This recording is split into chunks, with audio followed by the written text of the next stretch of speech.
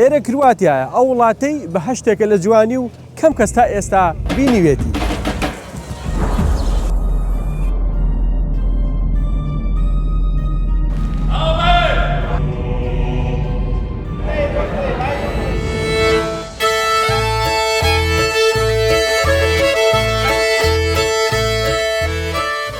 ئێرە یەکێکە لە جوانترین شەلالەکانی ئەوروپا.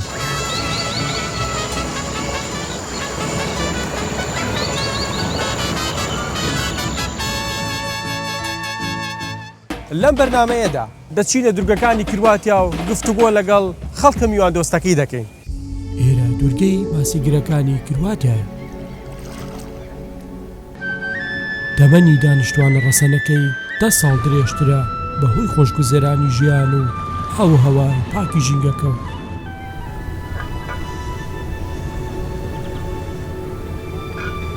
هێشن حەلوانکێ لایەمە. ئەی باوکە ڕۆ. دەچینە ناو بازاڕ و نرخی شتومەک و خواردنەکانی تاقی دەکەینەوە.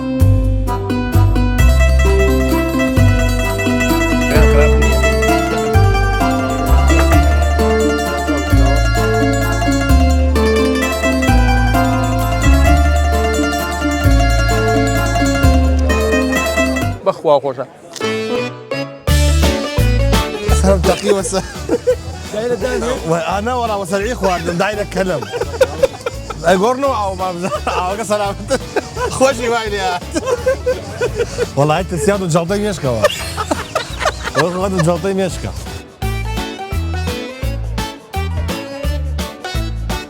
سپلی دووەم گەورەترین شاری کرواتیایە و دەکەوێتە کەناری ڕۆژهەڵاتی دەریای ئادریاتیک.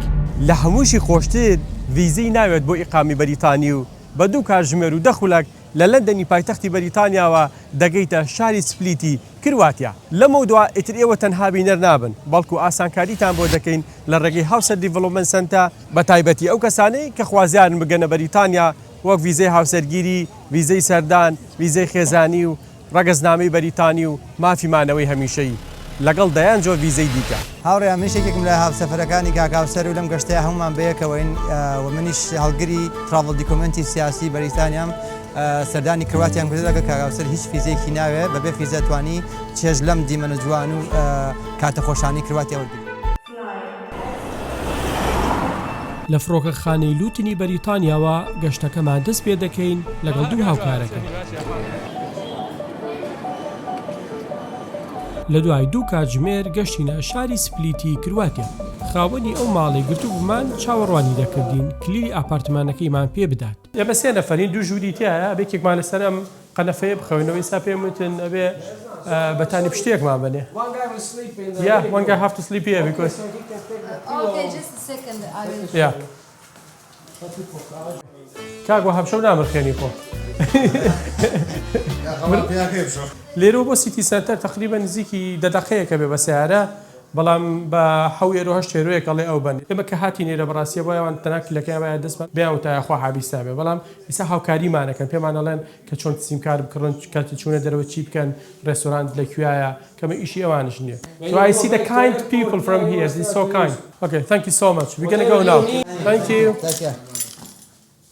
والله ما جلب زال لێرە نییە. وا ناکرێت ئەوسەر ئەوسەر.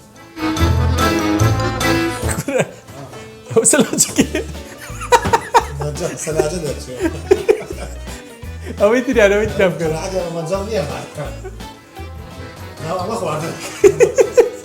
نرخی پێنجشەومانەوە لەم ئاپارتمانەدا 700 یۆرۆیە و هەموو پێداویستێکی ڕۆژانەی تێدایە. ئەمە خارجک و سامسیجا حەڵاڵە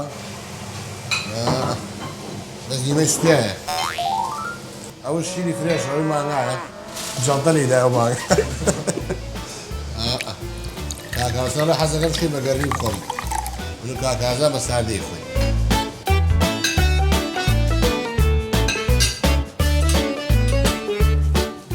بەنسبەت ئاپارتمانەکەمانەوە دوێنێ شەوتیە خەوتین هیچ نۆی سەیەکیش دەنگەدەنگێکی تیانە بوو بۆ شوێنێکی زۆر کوایەت و خۆشە و لەگەڵ ئەوەشە سەرویسێکی باشیان هەیە لێرە هەموو عەدەواتێکی تایە توانی خواردن دروستکەی لە ماڵەوە و پارەیەکی زۆرش لەسەر ناکەوێت کە بچیت دەرەوە بەناو بازار لەوێ نانخۆی بەڕاستی زۆر گرانە بەڵام لە ناوە ئەتوانی خواردن کڕی ئەمانی کە بینن هەمی بای تقریبا نزیکی 30 یورۆیە ئەتوانی خواردنێکی ئاواش دروستکە یەگەر ماڵ و مناڵ و پێ ببێنیتی لەگەڵ خۆتا بە هۆڵیدەی شوێنێکی ئاوا باشە بیگرن نەک بچنەوە تێلەوە. باشترین ڕێگا بۆ هاتوچۆکردن لە کرواتیا بەکارهێنانی تەکسی ئوبەرە. نرخیان 3 جار لە تەکسیەکانی سەر شەقام کەمترە. لەناو سنتەری شاری سپلیتەوە بەڕێ دەکەوین بۆ تافگە بەرزەکانی کردن. نرخی ڕۆشتن و هاتنەوە لەگەڵ بلیتی چوونە ژوورەوەش نەفەری 100 یۆرۆیە. ڕێگاکە تقریبا ساعت و نیوەکە بەڵام پاسەکە وەسا بۆ سەرویسێکی بچووک زان لێرە چیتایە سەلاجەکەی من پڕە لەمانە How much is it؟ هۆ ئۆکێ ئەمە بکڕم Okay, I want to have this one. ئەچین بۆ ئێرە ئەمە زۆر زۆر بەناوبانگە. Thank you. Can I pay by card? Yes, cash. No cash. لێرە زۆربەی زۆری کاشە. ئەچیدا شوێنەڵێ بە کاش. Internet is not good here. Okay, no problem. خاولی ناوێ کاک واب؟ شتومەکی کەشی تایە بۆ سەر بەحر بەڵام پێویست ناکە. تاوا بچینەوە ناو پاسەکە. پاسکیل لێ خوڕن؟ بەخوا خۆشم پاسکیل سوارێش. لەم گەرمایە پاسکیل لێ خوڕی ئارەقی ناو پێیەکات. ئێرە ناوچەی دالتامای کرواتیایە. On the first floor here you have an exhibition on the hydroelectric power plant Krka. Okay, you're going to see Nikola Tesla, you're going to see what it used to look like. یەکێکە لە جوانترین دیمەنی سروشتی تافگەکانی ئەوروپا کە بە زنجیرەی قاتقات لە بەرزایەکانەوە دێتە خوارەوە و بە دارستانێکی سەوز و گەشاوە دەورە دراوە. And you're going to hear the traditional type of singing, the traditional type of music. Men and women didn't usually sing together. So you also have something that is called klapa. It's extremely popular. It's a cappella singing. Not the same as you're going to see here. This is what you usually had in Hinterland, Dalmatia. لە کرواتیا جلوبەرگی تایبەت بە خۆیان هەیە بە پێی شار و گوندەکانش ڕەنگ و شێوەیان دەگۆڕێت بۆیە خەڵکی کرواتیا زۆر بە باشی یەکتر دەناسنەوە بەهۆی جلوبەرگەکانیانەوە و ئەزانن کە ئەمە خەڵکی چی شار و گوندێکە. So how people are dressed is how people in the area used to dress. Everybody wore something different. As soon as you see somebody, you know where the person is from. Even each little village would have something different. It was extremely important to know where the person comes from. سەردانیکەران دەتوانن بەڕێڕەوە ڕۆمانسیەکاندا بگەڕێن و چێش لە جوانترین دیمەنی سروشتی تافگەکە وەرگرن. Go down. It is really nice. There is a little fence. You're going to see the river, like trees above you. It is extremely, extremely nice. But let's go to the fountain. Blacksmiths, you can see the clothes. In the little kitchen, what you see on the walls, that is tufa. That is the material that we were discussing.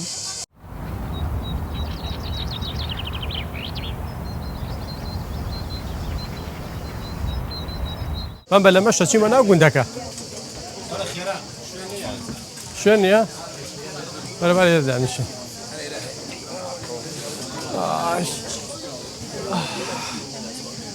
ئەخوا خۆشە. بەم بە لەمە گەشتیاریە دەچینە گوندێک لە دەرەوەی کردکە بە درێژایی ڕێگاکە دیمەنی سروشتی دەبینی کە هەرگیز دووبارە نابێتەوە لە هیچ ناوچەیەکی دیکەی ئەوروپا.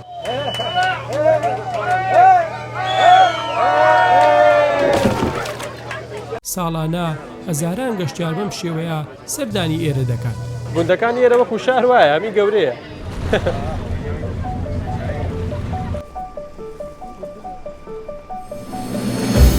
ماشەڵڵا هەمی گەڵامێەوە کەپتان بە گەڵامێ و کردووە لێرە وەڵا خۆشە یاپراخی پێ بکە بە فرێشی. کاتێک گەشتین بە گوندەکە ئەوروپیەکان ڕۆشتن بۆ بەلەکردن لە کەناری دەریاکە. ئێمەش بەدوای یەکدا دەڕۆشتین تا خواردنێک بدۆزینەوە لە ناوچەکە. خۆشە بەس چوونە ئەم شوێنە بچووکەمان دۆزیەوە بەڵام دڵێکی گەورەیان هەبوو بۆ پەڕی ڕێزەوە خزمەتیان کردین و بە زۆرش پارەیان لێوەرنەگرتین. هاوڕێیان تەبعاً ئەمە یەکەم جارمە لە ئەوروپا ببینم کە خاوەنەکەی ئەوروپی بێ شۆپەکە و بەڵام خواردن و باتێ بە بەلاش. تەوان ئێمە پێش ئێستا سێ لە فەمان خوارد ئەوە پارەکەی مانە سیانی کەمان خواردەوە بێ ئەوە ناخۆش کە چێڵێ نابێ پارە بن ئەڵم بوو ئەڵێ نابێ پارە بنەوە هەدی ئێمەیە تەبەن لە دوێ نێوەشتی زۆر جوان بینیوە لە کرواتیەکان بەڕاستی خەومێکن هەر حەزەکەی تێکەڵیان بی. ڕۆژی دووەمە تەرخان کردووە بۆ تاقیکردنەوەی خواردنەکانی شاری سپلیت لەگەڵ نرخی شتومەکەکە. One for you. Thank you. Black tea, yeah? Yes. And one for you. Thank you so much. Enjoy it, guys. شاي كردية غزالة. Hello. Thank you. دوو ڕۆژە لە کرواتیان بەدای چای ڕەشاگەڕین لە سوپەرمارکێتەکانشان نەمانەبین دەستمان نەیەکەوت کە نازانی ئێمە نەمان دۆزیەوە یاخود هەر نەبوو لێرە بەڵام ئێستا ئەمە چای ڕەشەوەیان ناوین لەگەڵ نانی بەیانیە نانێکی تایبەتە بە خۆیان ئەم نانە خۆیان دروستیەکەن گەنم نییە ئەمە جۆیە ئەڤوکادۆشان یاوە بەسەر نانەکەیە لە باتی چیز و لەگەڵ گێزەر تور تەماتەی برژاو ئەمە جۆرە کرێمێکی کێیە لێرە توان خۆشان لە ماڵەوە دروستیکەن هاوڕیان بەڕاستی منەمە یەکەم جارمە خواردنی ئاوا بخۆم بەیانیان خواردنێکی زۆر سەحیە هاوڕیان ینی نە قەڵەوتەکان نە زەعیفتەکان نە چەوریەکی تایە بڵێ خراپە بۆ دون و تووشی کۆرسڕۆڵ و کۆمەڵێ نەخۆشیتەکە تەنها ئەم تەماتە نەبێت تۆزێکەوەش برژانویانە نەک لە ڕۆنە سووران کردوێتەوە بەڕاستی زۆر بەتامە.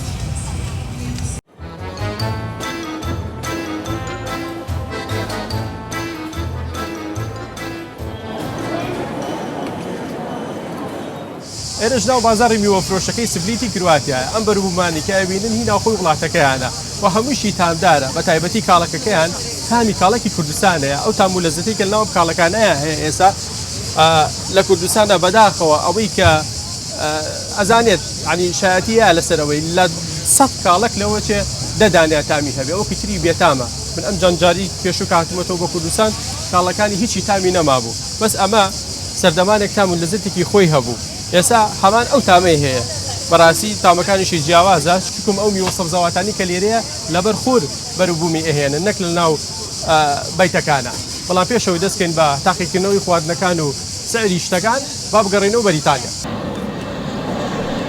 دەگەڕێینەوە بەریتانیا و شاری دووسبری دەچینە یەکێک لە زنجیرە سوپەرمارکێتەکانی عومرا کە بەڕووی هاوڵاتیاندا کراوەتەوە.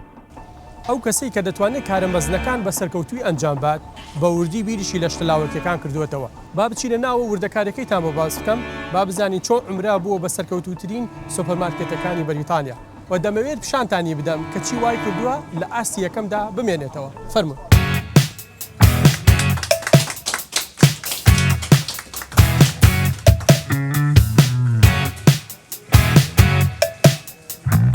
Hi everyone, I'm Iqbal Mohammed. I'm the Member of Parliament for Dewsbury and Batley. I'm here in Dewsbury Town Centre at the opening of the new Umrah Halal supermarket.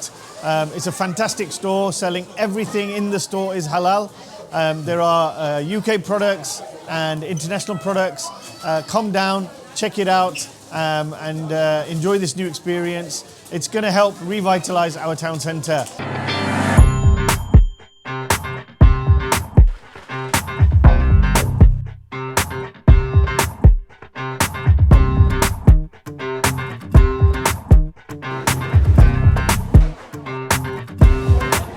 خەڵکی شاری دووسبری خۆشحاڵ بەکردنەوەی ئەم مارکێتە حەڵاڵە.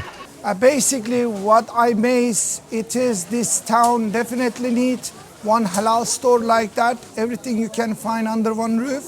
بخير بي بخير بتوجه منيش خوشحال بخير بخوشحالي وما حتى من لقمانة. بیرۆستان بێت. زۆر سپاس. با بچینە ناوە پیشانمان بێت. فەرموو. یاخوا بەخێر بێن ئەمە شیرینیەکەیت. یاخوا پیرۆستان بێت. زۆر سپاس. خاوەنەکەشی لە باتی لەفا سەمۆسای تون و خۆشکراوی پاکستانی هێناوە بۆ پێشوازیکردن لە میوانە. چکن ئەند چیز. ئەمە پەنیر و مریشکە.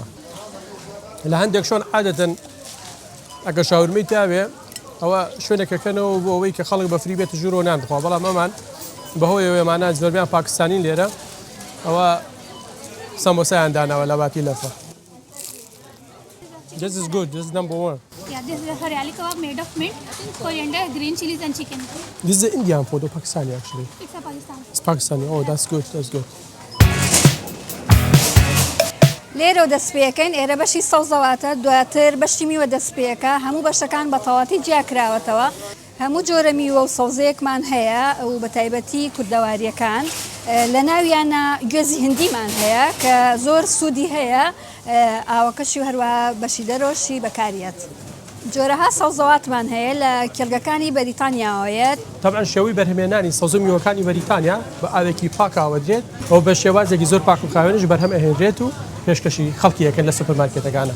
ئێرەش بەشی وشکەکەیە. جۆرەها برنجمان هەیە کە لە ناویانە تیڵدا هەیە کە زۆرینەی کڕیارەکان ئەیانەوێت و هەروەها ئەنجومەنمان هەیە لەو سەرە و برنجی کەڵەشێریشمان هەیە. تیڵدا زۆر ئەڕوا بەڕاستی و هەروەها ئەنجومەنیش.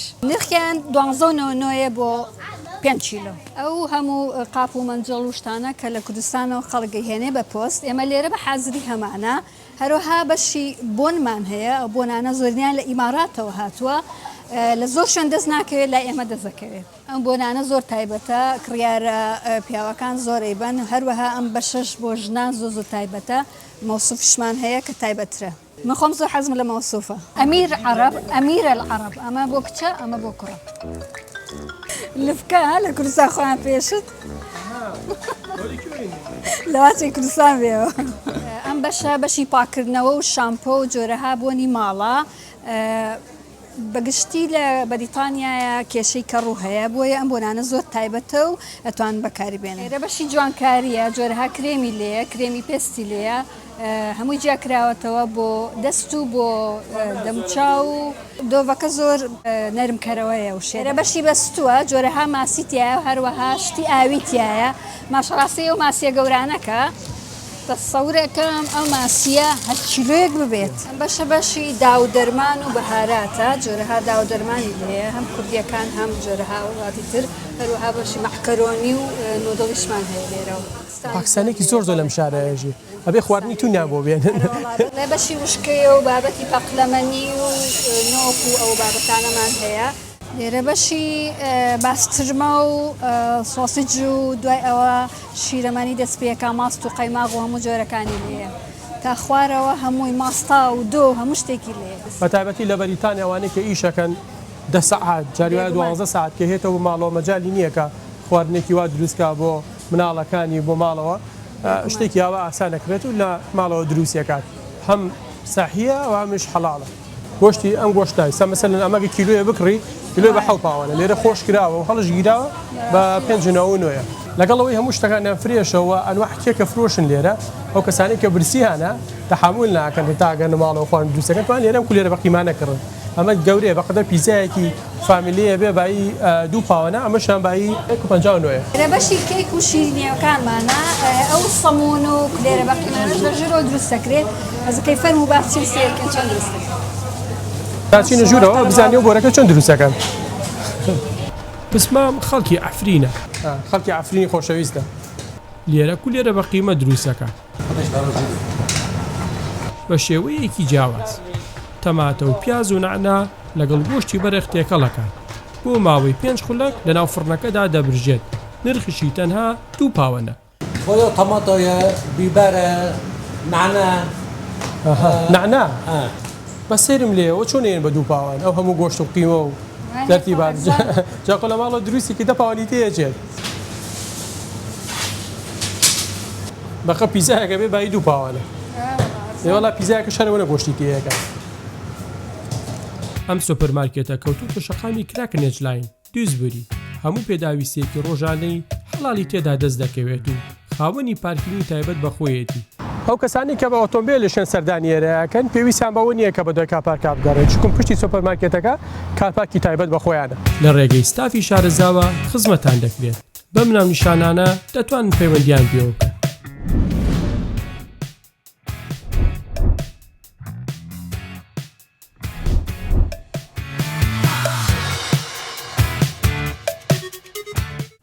دەچینەوە شاری سپلیت و درێژە بە گەشتەکەمان دەدەین.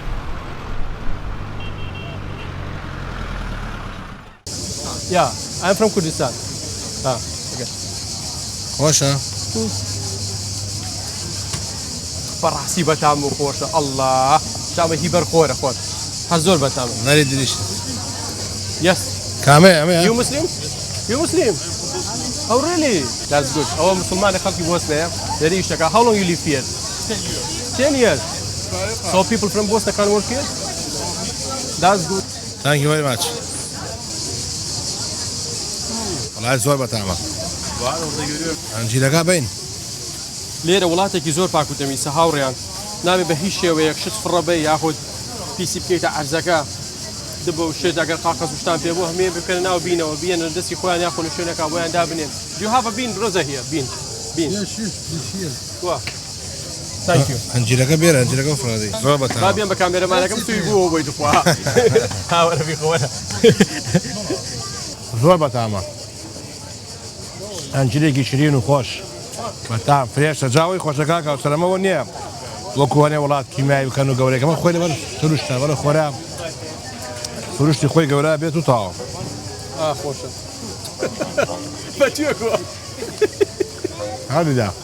خۆی واکسپادێ بەش کازامان نێڵا. بەش کازامان نێڵا. هەڵا. هەفای ناکڕێ. گەڵامێەوە. ئەمە چیە فرۆشێ؟ ئەرە بۆ لە منایکڕی. ئەمە هەنجیر ماڵەکەی خۆیان لەگەڵ هێلکایە نایەتی. ئەم ئافرەتە خەڵکی گوندەکانی نزیک شاری سپلیتە و هێلکە و هەنجیری حوشەکەیانی هێناوە لەم بازاڕە گشتێدا دەیفرۆشێ. چڕایکە. ئەو دانە بچووکە ماڵە. برامە شرینە. This is very nice. نەبیخۆ بەدەستی ئەوش نەبیخۆ. One second. Thank you.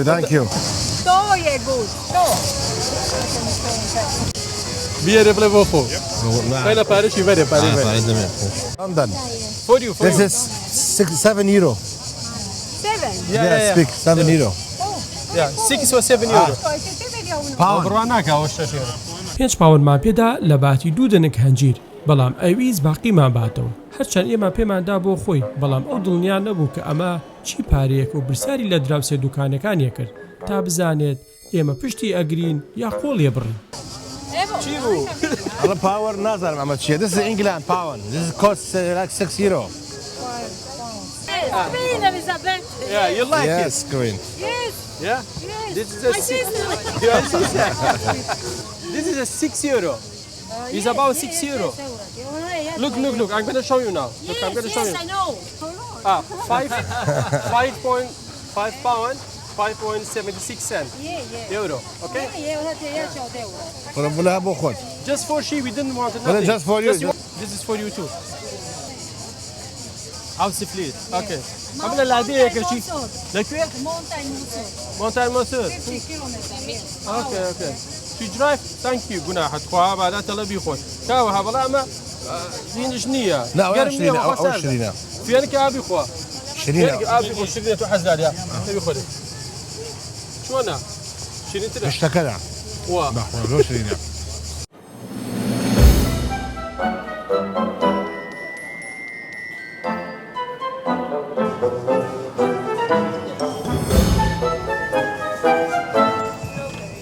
And this one? The green one? Apple. سيوا. هاي من أبل سيوا ويتو ستروبرية. ستروبرية بكوريا ستروبرية. گەرماکەی باشە تاقە سیویەکە. سیویەک و سیودووە ئێستا لێرە بەڵام شەیتیان نییە کاتەکەی درەنگە سەعات 1:09 ئەتر وەکو کوردەواری خۆماڵی قرچەقرچی گەرماکەیە ئێستا بەڵام گەرماکەی تاقە بڕوکێ نییە وەکو گەرمای وڵاتانی دیکە شەیتیا بێ ناو هەواکەی گەرمایەکی وشکی هەیە سلام تقي وس وانا ورا وسرعي خوار داير اتكلم اقورنو او سلام خوشي وايلي والله انت سيادو جلطين يشكا والله جلطين يشكا والله ما نسراوه باسي لعبوا اشتاق نازل بختكريته وباسينك هل كان بكيتو بختكريته كده يوم قفله لەم ڕێستۆرانەدا سێ جۆر خواردن تاقی دەکەن وەک ماسی سیباس مووسڵ کە جۆرە خواردنێکی دەریاییە لەگەڵ ماسی ورکراوی تونە سیباسەکە لە باتی برنج کرواتیەکان بە سڵقی سوورەکراوەوە دەیخۆن ماسی تونە بە ساردی لەگەڵ لیمە و سەوزەوات پێشکەشی دەکەن و نرخەکەشی 120 پاوەنە ئەم جۆرەشیان ناوی مووسڵە پڕ لە پرۆتینی بێچەوری و باشترین خواردنە بۆ بەهێزکردنی دڵ و مێشک و بەرگری لەش پێویستە بە زیندوی بکوڵێت واتە پێش لێنانی دەبێت داخراو بێت ئەگەر دەمی تۆکەلەکە کراوە بێت ناخورێت و پێویستە فڕێ بدرێت لە دەریاکانشدا دۆستی ژینگەن و هەر یەکەیان 20 لیتر ئاو لە ڕۆژێکدا فیلتەر دەکات. مش سیباسە عیبی نییە شازە تۆزە لیمۆیەکین بەسەرا بەم شێوەیە یەوە شێوەشاوانیەکی تۆ لە پێستەکەی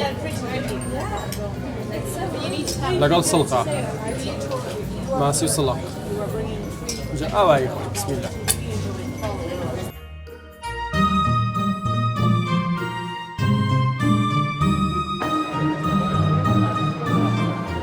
ئێرە گۆڕەپانی نارۆدین ترگە چەندین سەدەیە بووەتە شوێنی سیاست و ژیانی ڕۆژانەی یەک لە دوای یەکی پاشاکان و تا ئێستاش بە زیندوی ماوەتەوە و خەڵکی تێدا دەژی و کولتوری وڵاتەکەیان پاراستووە.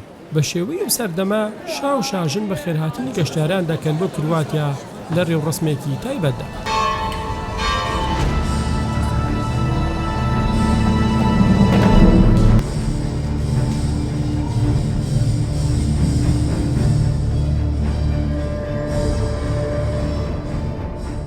دیوکلیتۆ کە یەکێک بووە لە گەورەترین پادشاکانی ڕۆم لێرەدا ژیاوە.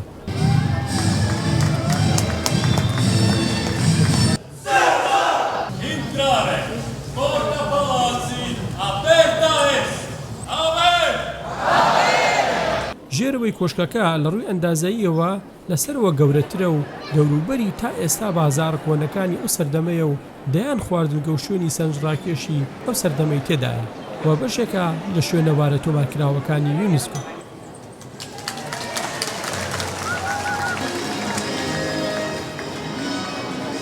ئێرە دیۆکلیتیانە یەکێکە لە شوێنە مێژووەکانی جیهان کە لە یونسکۆدا تۆمار کراوە و لە سەدا 90 گەشتیاران کە هێنە شاری سپلیت سەردانی ئێرە دەکەن.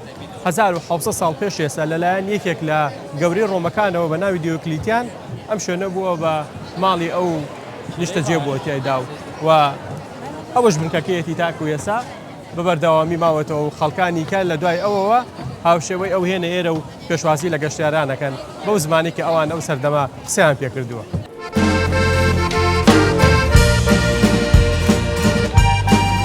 بەڵام بە شەودا ژیان جۆرێکی دیکە دەبینێت چونکە ڕۆژ پلەکانی گەرما بەرزە و خەڵکی خەریکی مەلەکردن لە کەناراوەکان. لە شەودا هەزاران گەشتیار دێت بۆ کات بەسەربردن لەناو بازاڕە زیندووەکەی نزیک کۆشکەکە.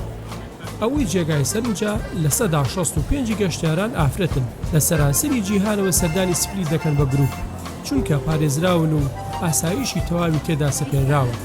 شەوەکانیان بە خواردن و خواردنەوە بڕێ دەکەن لە کافتریا و ڕێستۆرانت و کۆنسێرتی کراوەی کەنادەریاکاندا.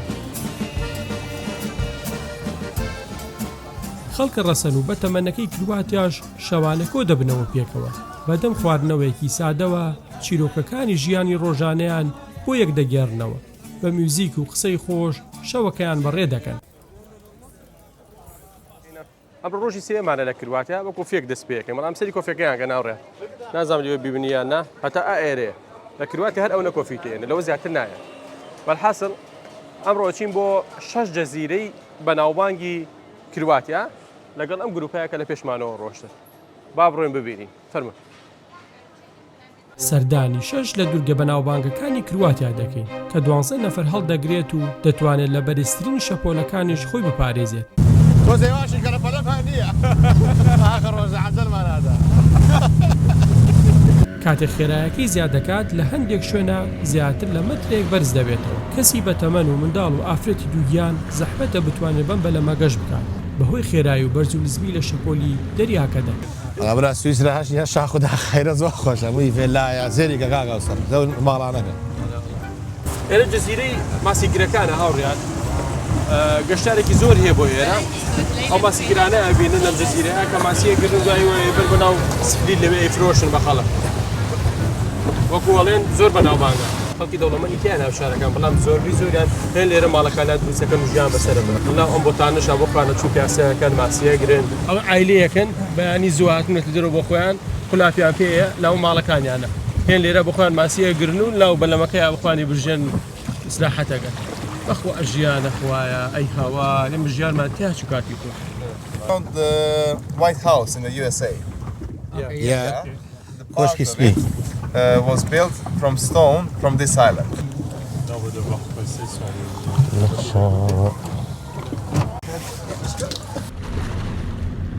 ئێرە دوورگەی ماڵینایە کۆڵانی بەردینی تەسک و کڵێسای کۆن و باخی زەیتون و بەلەمی ماسی گرتن شێوەیەکی جوانی سروشتی پێبەخشیوە. شتێکی زۆر گرنگیش لەم جەزیرەیە ئەوەیە کە ئەو بەردانەی لە کۆشکی وایت هاوسە بەکارێنراوە لە ئەمریکا لێرەوە براوە بۆ ئەوێ.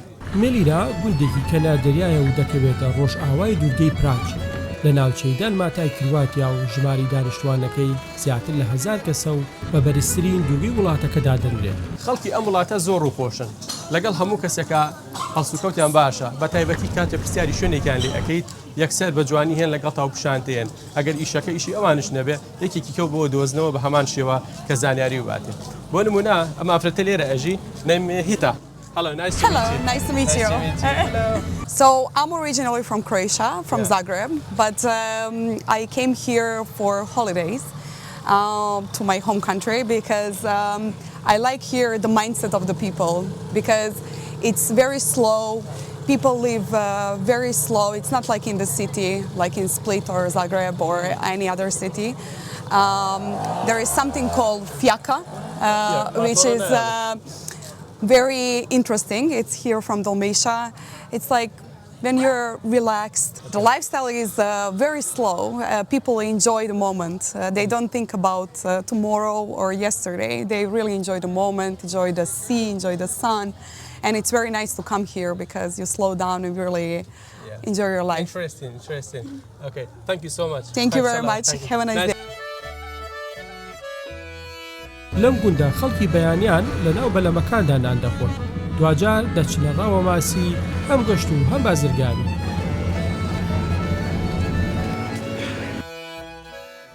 دانیشتوانی ئەم دوورگەیە ژیانیان لەسەر ڕاوە ماسیە لە باتی ئۆتۆمبیل بە بەلەم هاتوچۆ دەکەن. ئەمە شوای کردووە ئاوهەوای ژینگەی ناوچەکەیان بپارێزن و دوور بن لە زۆربەی نەخۆشیەکان. تەمەنیان درێژە و ڕەنگ و ڕوویان 10 ساڵ گەنجترە لە کەسانی دیکەی وڵاتانی تر. Our most popular tour goes from Milna to Komija, and then in Komija you can get yourself coffee and get breakfast and explore Komija because Komija was in Roman Empire in the past. It was لە میلناوە ئێمە بەم بەلەمانە گەشتیار دەبین بۆ کۆمیژە لەوێ دەتوانن نانی بەیانی بخۆن و پیاسە بکەن بە شوێنە بەژوویەکاندا. So the blue cave is actually blue, not artificial light but real light. And then after you go to Stiniva Bay, and Stiniva is one of the most famous beaches in Croatia. و دوایی گەشتیارەکان دەبین بۆ ئەشکەوتە شیرەکە. کاتێ خۆر دەردەکەوێت ڕەنگی ڕاستەقینەی ناو ئەشکەوتەکە دەبێت بە شینێکی سروشتی. So this is Blue Lagoon, and you can swim there, and you can also see the sea life. And then after you go to the most famous island city, Hvar. لەم دوورگەیە دوکانێکی کۆنی تێدایە کە 6 پشتی خێزانێکی کرواتی بردویانە بەڕێوە و تەمەنی 386 ساڵە. 1885. ڕوونی زەیتی زەیتونی تێدا بەرهەم دەهێنرێت لەگەڵ کرێمی پێست بۆ جوانکاری دەم و چاو. نیو لیتر بە 10 یۆرۆیە و لیترێکش بە 89ەوەیە. یعنی تقریبا 19. بەڵام ئەمە بەڕاستی هیچ غەشێکی تا ناکرێت لێرە بە تەواوەتی ئەو زەیتونێکی نییە ئیکەن بە ڕۆن و لێرای فرۆشن. This year I didn't have a cousin's heart. Really? The Kurdish people never come to here before. Yes, but this year you are first. هەڵێ لەم ساڵا تۆ یەکەم کوردی کات بێتە لای من. هەڵێ لەو ڕۆنی زەیتونە ئەم جۆرە سابونانەشی لێ دروست دەکات. This is for the face or for... You can wash face and all body. Every soap is antiseptic. It's handmade. And with rosemary you can wash hair. It's good for your hair. It's nice for a gift, for a present also. ئەویان بۆ سەرە ڕۆزمارینە ئەوانی کەش بۆ دەم و چاو هەمی لەو ڕۆنەی زەیتونە دروستیەکەن. Okay, thank you so much. Have a good day. Good luck. Thank you. باڵەکانیان بە شاخەکەەوە بەس ماشەڵڵا زۆر پاک و تەمیز و خۆش. ئەو کارمەندی شارەوانیە لێ پاکی کاتە. ئێستا چوون بە جەزیرەیەک ناوی خبارە 45 دقیقە لێرەوە دوورە با بزانین ئەوێ چۆنە. خەمەت حاوەکان فێ خەوەرتێتە 2000 ساڵ پارە گۆڕایەوە جیا گۆڕایەمە لەوا چیە؟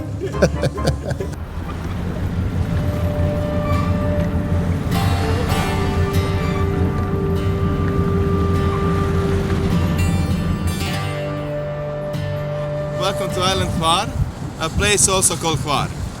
بەخێر بێن بۆ هاڤار ئێرە بە دوورگەی گەشاوی هەموو ئەوروپا ناسراوە.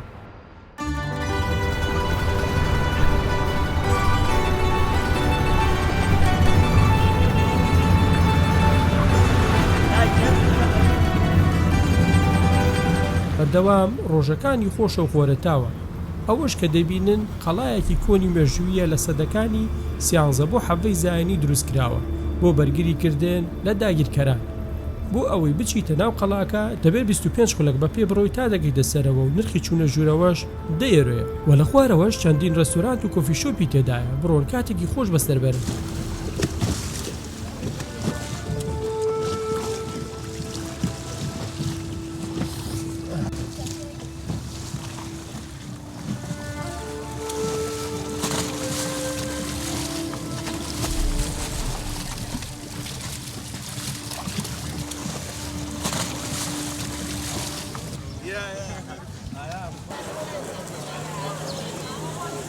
لە دوورگەکەیکەوە هەتاکو ئێرە نزیکی 45 دقەمان پێچوو بەڵام ئەوەی جیاوازیە کات ئێرە لەگەڵ دوورگەکەیکەیە کۆفی شۆپ و ڕێستۆرانت و توریستێکی زۆری تایە لەگەڵ ئەوەشە ئەم دوورگەیە گەورەترە لەوەکەیکەیە.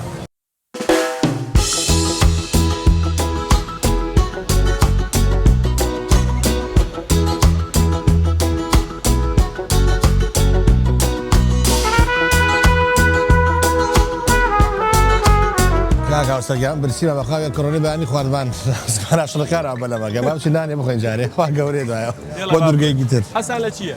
I don't know if you like some meat or some beef. Like pickle. You need a free pizza but double for you. No. No, I'm okay. I want to lose weight. Okay, 3 margherita pizza. You want to sit down or take away? Sit down, of course. ئەوەش پیزاکەمان هات. پیزای دوورگەکانی کرواتیا. الله. سێ پیزاماداوا کردووە دانی بای 12-13 پاوەنە شتێکی وا ناکات بەڵام زۆر خۆشە پیزاکەیان مەگەریتە بەس پەنیرە لەگەڵ تۆزێک تەماتە کردویانە بەسەریا ئەمەش مەزەلیکۆی کرواتیە. بسم الله. الله. This is so delicious. بەخوا خۆشە. بەیانەکە لە کەمڕۆن و خوانە برسیم و کاکاوسەر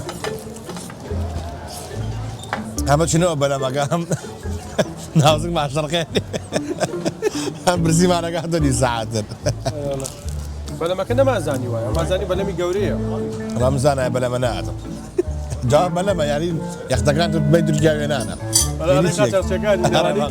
گوازنەوە لەبەی ئێران و ئەفغانستانە ئەرێ بەخۆ لای پیزای خۆش الله ماشەڵڵا سێری کرد بێوە ناخۆش بێژە دوو نامامە بێرە پیزاکۆ بیخۆین تێر نەبووی وەرە گاڵتاکەم لە دوو پیزا بێنە بابە لە دوو پیزا بێ بەهۆی بچووکی دوورگەکان زۆر شوێنیتیان نییە کە سەردانی بکەیت تەنها ئەو بازار و کۆفی شۆپە نەبێت کە لە ناو ئێرەیە هەیە ئەگەر هاتن ئەتوانن چێشی لێ ببینن و ئەو شتومەکانش کە لێرە ئەفرۆشێت لە ناو شارەکان شە بە هەمان شێوە هەرە فرۆشێت بەڵام ئاوە هەوایەکی پاکە و خەڵکێکی دیکە بینیت و ژیانێکی تازەتر بەرچاو دەکەوێت.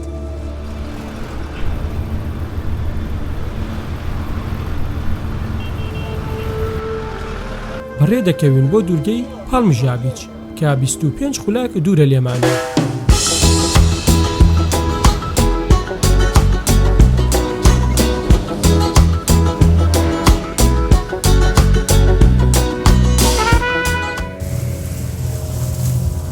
بەلەمەکان ڕۆژانە لە دوورگەکانی دیکەوە گەشتاران دێننە ئێرە چونکە کەنادەریایەکی لیمیە و ئاوێکی شینی ڕوونی هەیە. ئێمە لە کرواتیا کەنادەریاکانمان پاک و خاوێنە بۆیە گەشتاران لە سەرانسەری جیهانەوە سەردانمان دەکەن. ڕێز لە ژینگە دەگرین و پاک و خاوێن ڕایدەگرین هیچ شتێک فڕەنایەن لە کەناری دەریاکانە بۆ ئەوەی وڵاتەکەمان بە جوانی بمێنێتەوە. Here in Croatia we have a lot of clean. I mean our sea is really clean. So do you know what the sea urchins are? قالوا مەساجەکان ئەمانە هەمی کۆفی شۆپە بەخوا شوێنێکی نازارە و خۆشە بە شتێخوانە.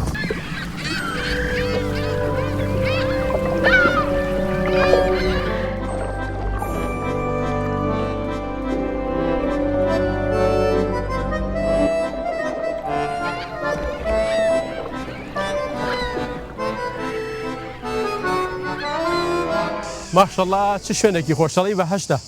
Hey Anil, how are you doing? You okay? Good. Hello, welcome to Palmigiana. Thank you. To Laganini, our lounge bar. Thank you. And on Paklinski Island as well. So tell me something about here. Why is it so important people come to here? So, as you can see, the proof is here. We have the clearest sea in the whole Croatia, I think. As you can see, there is the proof. These black things, what you can see are the sea urchins, which are not poisoned here in us, that you can eat them as well if you know to prepare it. But these sea urchin, when you see them closer to the coast, that's definitely the biggest proof that the water is very, very clear. Someone say they have a snake inside the sea. Inside the sea? No, we don't have a snakes here. We only have very nice fish which you can order and eat with us as well here. All right. So can you fish in here or just only swimming? Yes, you can fish, you can swim, you see dock with the boats. We have a lot of buoys. Oh, nice. I see you have massage places as well. Yes, so we have our two ladies from Thailand. We offer like 2 massage, Thai classic massage, full body massage. We have plenty of restaurants, fresh cocktails, the best cocktails in Hvar, I have to say. Is this places for rent or you have to pay it or just only you can check your drink and sit in there? So let's call it the renting. We do the rentings of these things actually for the all-day use. As you can see, these waterfront booths, these cabanas. We have a lounge bar upstairs and we have a restaurant as well.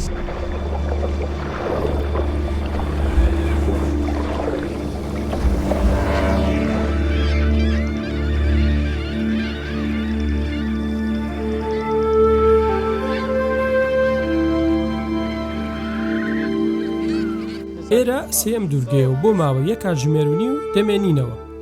جەزیرەی شین.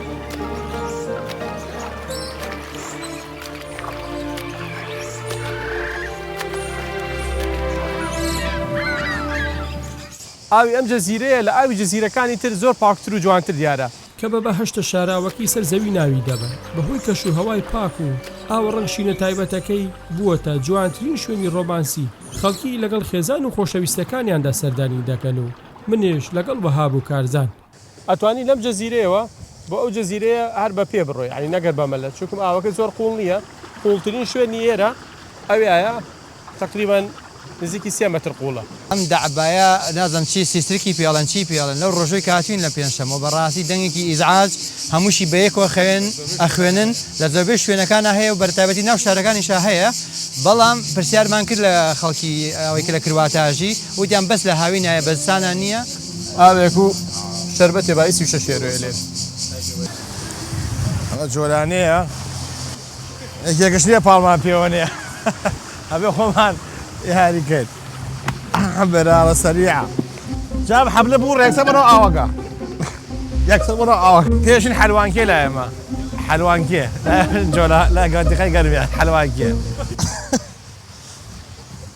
سۆر نسمە بێتەوە ئەوکە قاش بەس نەکەیتەوە قاش نارەوە تەختە ئەی باوکە ڕۆ ئەلێرە شاکاکە وەسە بە خۆت ڕاکشێ بڕام بە شۆرتەوە ناکەم پەنتوڕ و ئینەوە ئەمە بێ شۆرتێک لە با بێمە لە بکەی دەبێت ڕاکشی ئێمان یەکسەر لە بەلەمەکەتەوە دەکسەراتی نەیرە نەبالەو نەیچوو وەرە من بناو بەلەمە مردم برسی بە برسان مردم ماوەی نانێ بخۆین وەڕە لە بارەک وەروتی مەطعەمی لێ مەطعەمی لێشمانە دوونی کوا مەطعەم یەکەم جاوتیان ئەمە بەلەمێکە ئەتاوەی زۆر گەورەیە بەس وەڵا بەلەم قاچاقچیەکان باشتر لە ڕێی تورکیاوێرە ئەمە بەلەمە یان ئەمە چییەمە نازانم سەفینەش نییە ئەوە نەیە ئەوەنە ئاوا دانیشێکی دۆشکا تەقێنی ئاوا پێداشی بەخواتر دێمە کرواتیا بەعایزا بەلەم ناوم ئەم بەلەمیان چۆن نییە کوشتەکانی ئاوایە عیب نێژی باس پشتی کەرە کوشتەکانی ئاوا ڕێکە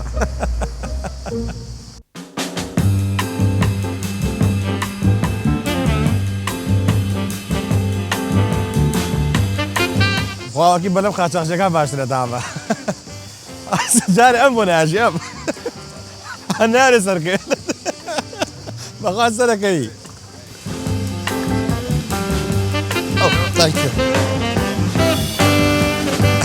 سێ جەزیرەی تر سێ جەزیرەی تر ماوەیسا هەرچی ماخوارێزەکە شەڵی تێریدەوە ئەمەرە بەرز دەوێتەوە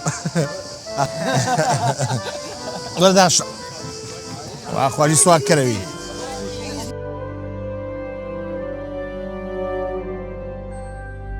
ئەم دوورگەیە پردێک بەستوێتەوە بە وشکانی چیڤەوە کە ئاسانترە بۆ گەشتیار ئێرە بکەنە کۆتاوێزگی گەشتەکانیان و بە ئۆتۆمبیل بچنە ناو شارەکان. ئێرە جەزیرەی ترۆگۆیە و کۆتا جەزیرەیە کە سەردانی بکەین ئەمڕۆ. یەکێکە لەو جەزیرە بەناوبانگانەی کە خەڵکی ناو جەزیرەکانی دەوروپشتی ئەوانەی کە گەشتیارن بە بەلەمی گەورە و لەم شێوەیە کە هێن هاتو چۆوەکەن پێەیە لێرەدا ئەوەسن و لە هوتێلەکانی ئەم جەزیرەیە ئەمێنەوە بۆ لەبەرەوەی ئێرە گەورەترە وەشتی زیاتریشی تایە بۆی ببینی لەگەڵ ئەوەشا شوێنێکی مێژوویە و لە یونسکۆدا تۆمار کراوە. قەبارەی دوورگەکە 28 کیلۆمەتری چوارگۆشەیە لە سەردەمی ڕۆمەکان و فینیزایەکان خەڵکی تێدا نیشتەجێ بووە. ئێستاش هەزاران گەشتیار سەردانی دەکات و خاوەنی قەڵای کامیلنگۆیە کە لە سەدەی 15 دروستکراوە لەلایەن فینیزیەکانەوە. سەرکردەکانیان تێدا نیشتەجێ بووە و شوێنی چاودێری و بەرگری بووە لە ناوچەکەیان و کارە بازرگانەکانی ئەو سەردەمەیان بڕێوە بردووە تێیدا.